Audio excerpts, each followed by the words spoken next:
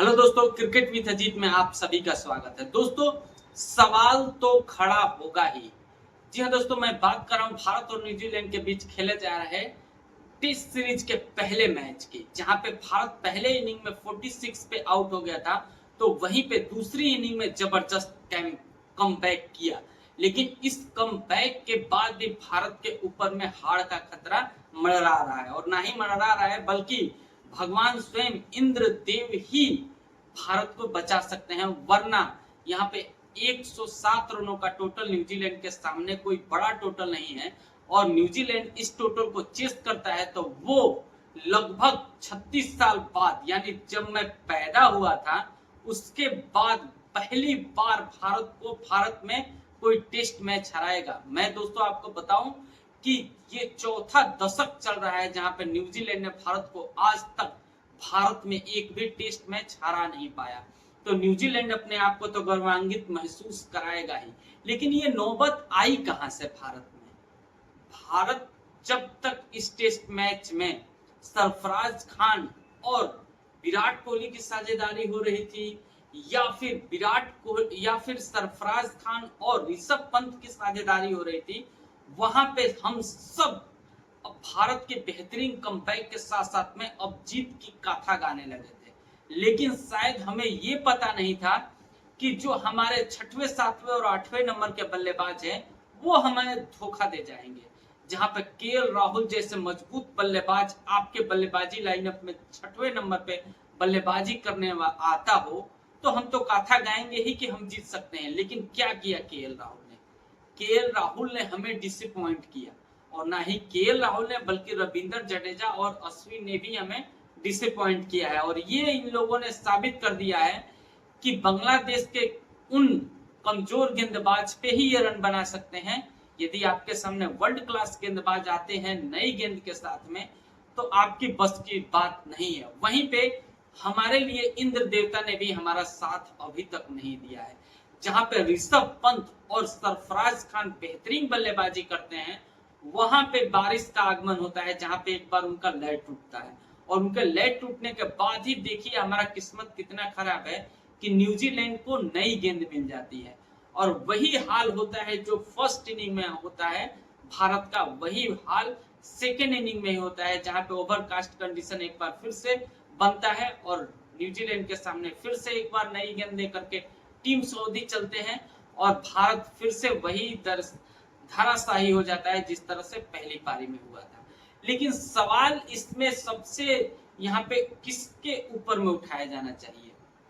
क्या ये सवाल ना उठा करके हमें ये कह देना चाहिए कि कहीं ना कहीं भारत को मौसम ने साथ नहीं दिया जिसके वजह से हम इस मैच को हार गए, या फिर फर्स्ट इनिंग में खेले गए खराब शॉट, खराब परफॉर्मेंस और खराब टॉस जीत के बाद निर्णय पे लिया जाए कि हमने ये गलत किया, या फिर कुछ और जो चुनिंदा खिलाड़ी है उन पे सवाल किया जाए? मेरे हिसाब से इस हार के बाद में सवाल सब पे करना चाहिए। तो दोस्तों, सबसे पहला सवाल हम उठाते हैं फर्स्ट इनिंग पे। क्या इतना ज्यादा बुरा विकेट था कि हम 46 रनों पे ऑल आउट हो सकते थे? नहीं, बिल्कुल नहीं था। और रोहित शर्मा का यही टॉस पे निर्णय इसीलिए आया था कि हमें 1 घंटा सरवाइव करना है, और उसके बाद विकेट हमारे कंडीशन का होगा, हमारे फेवरेट होगा, और हम यहाँ पे 300 रन भी बनाते हैं तो हमारे पास चांस रहेगा। दूसरी सवाल रोहित शर्मा के कप्तानी को लेकर के। देखिए दोस्तों, मैं मानता हूं कि रोहित शर्मा अभी तक जबरदस्त कप्तानी करते हुए नजर आए हैं यहाँ पे, चाहे टेस्ट हो, ओडीआई हो, टी20 हो, लेकिन कहीं ना कहीं रोहित शर्मा टेस्ट कप्तानी में अपना एग्रेसिव नेचर हल्का सा खो देते हैं, और रोहित शर्मा वही खोए जब यहाँ पे सचिन रविंद्र के साथ में सऊदी का पार्टनरशिप हो रहा था। दोस्तों, ये पार्टनरशिप हमें मैच से कहीं ना कहीं बाहर लेके गया। जैसे कि मैंने अपने आप को पहले मैच में आप सभी लोगों को बताया था कि भारत 200 से 250 के बीच में यदि रोक लेता है तो हम इस मैच में कमबैक कर सकते हैं। लेकिन सऊदी और सचिन रविंद्र की जो पार्टनरशिप लगी 100 से ऊपर की, उसके वजह से हम इस गेम से धीरे धीरे बाहर होते चले गए।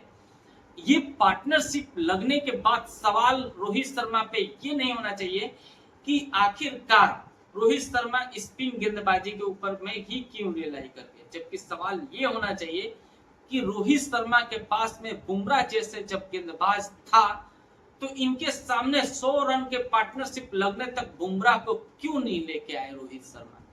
यदि उसी टाइम जब इनकी पार्टनरशिप पनप रही थी और उस टाइम पे जबरदस्त बॉलिंग कर रहे हुए थे जसप्रीत बुमराह, उनको वापस लेके आए होते तो क्या ये जो पार्टनरशिप 100 से ऊपर रनों की लगी ये लगती? मेरे हिसाब से तो नहीं लगती, और शायद वो कम से कम टीम सऊदी को तो आउट करने में सक्षम थे ही थे, क्योंकि टेल एंडर को कैसे आउट करना है वर्ल्ड में बुमराह के अलावा कोई नहीं जानता है टेस्ट क्रिकेट में। अब दोस्तों हम बात कर लेते हैं तीसरी और सबसे महत्वपूर्ण सवाल की, केएल राहुल की बल्लेबाजी को लेकर के। बांग्लादेश के खिलाफ में केएल राहुल ने एक जबरदस्त 50 वाली इनिंग खेली थी, लेकिन क्या बांग्लादेश के वो कमजोर अटैक के सामने ही वो पारी आती?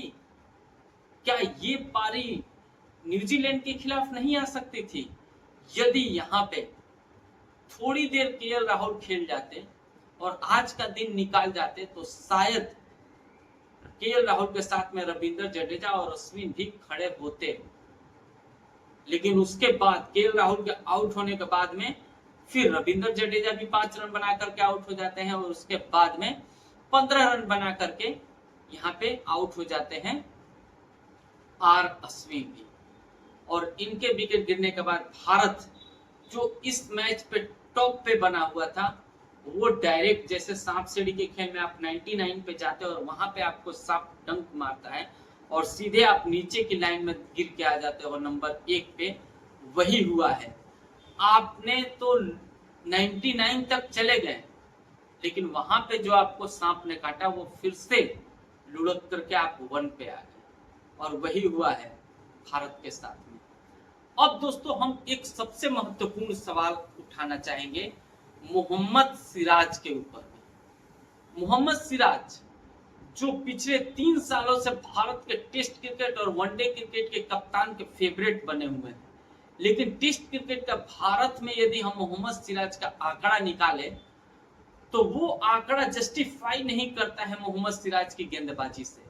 मोहम्मद सिराज जिस तरह की सेना कंट्री में गेंदबाजी करते हैं उस तरह की गेंदबाजी वो इंडिया में नहीं करते हैं, और मोहम्मद सिराज और जसप्रीत बुमराह एक लेंथ के गेंदबाज हैं।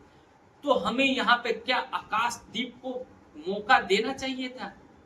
जरूर देना चाहिए था, क्योंकि आकाशदीप जो है वो सिराज से अच्छी बॉलिंग कर रहे हैं इंडिया के कंडीशन में।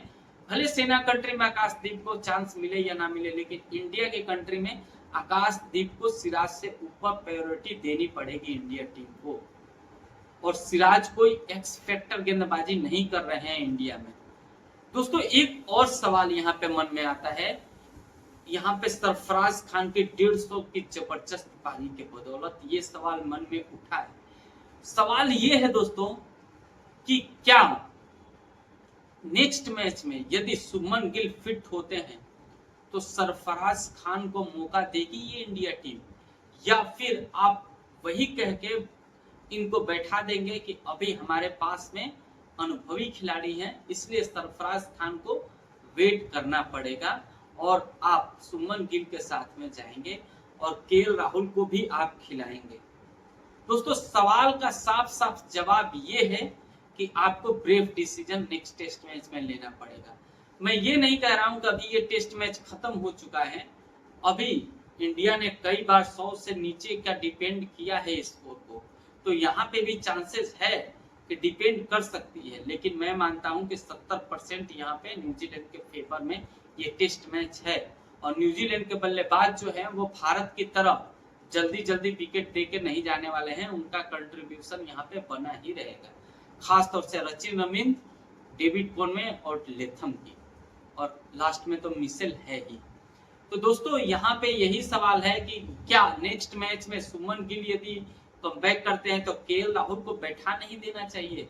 ये एक बड़ा सवाल है, कमेंट्स करके आप ही बता सकते हैं कि यदि शुभमन गिल कमबैक करते हैं तो क्या केएल राहुल की जगह पे सरफराज खान को हम मौका दे सकते हैं, या फिर सरफराज खान के 150 के बाद भी बैठना पड़ेगा? जैसे करुण नायर को 300 करने के बावजूद भी रहाणे के कमबैक पे उनको टीम से ड्रॉप कर दिया गया है। क्या यही सरफराज खान के साथ तो नहीं होगा? कमेंट्स करके आप भी जरूर अपना राय दीजिएगा। मिलेंगे हम नेक्स्ट वीडियो में। जय हिंद, जय भारत।